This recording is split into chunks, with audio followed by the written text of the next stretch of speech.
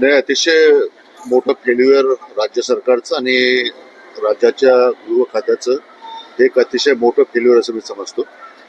आरोपी पकडला गेला असं आता कळलंय, परंतु ज्या पद्धतीचं वक्तव्य राज्याचे गृहराज्यमंत्री योगेश कदम यांनी या घटनेच्या संदर्भामध्ये केलंय, यावरनं हे सरकार किती असंवेदनशील आहे आणि इतक्या गंभीर प्रकरणाच्या संदर्भामध्ये इतकं बेजबाबदारपणे वक्तव्य राज्याचा एक गृहमंत्री कशा पद्धतीने करू शकतो, ही मूर्तिमंत हे या प्रकरणातून आपल्याला पाहायला भेटतं.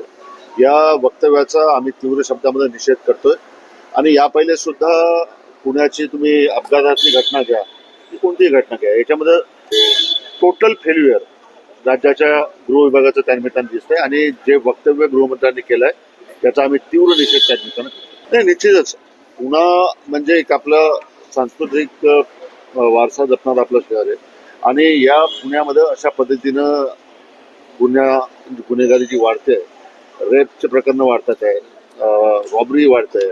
मध्यंतरी कोयता गँग, फार मोठ्या पद्धतीनं कोयता गँगची दहशत पुण्यामध्ये होती. म्हणजे एक जे सांस्कृतिक शहर म्हणून पुण्याची जी ओळख संपूर्ण देशामध्ये होती, एक देशातल्या प्रत्येक राज्यातले स्टुडंट्स त्या ठिकाणी येतात. सांस्कृतिक शहर म्हणून आपण पुण्याला ओळखतो. एक शैक्षणिक याच्यामध्ये सुद्धा पुण्याचं मोठं स्थान देशामध्ये आहे. परंतु या सर्व घटनांमुळं पुण्याचं नाव सुद्धा निश्चित त्या निमित्तानं त्याला काळीमा फासण्याचं काम या घटनांमुळे होतं असं मी समजतो.